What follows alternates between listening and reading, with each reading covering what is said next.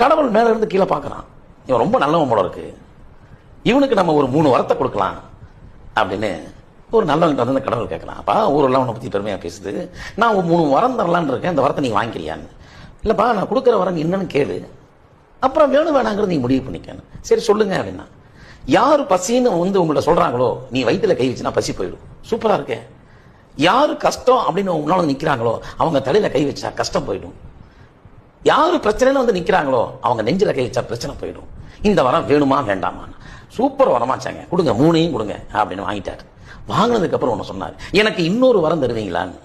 அப்ப கடவுள் கேட்டாரு, 3 வரத்தையே வேண்டான்னு, இதுக்கு கதையும் சொல்லிட்டு கொடுத்துட்டேன், இன்னொரு வரம் எக்ஸ்ட்ரா கேட்கறீங்க எதுக்கு?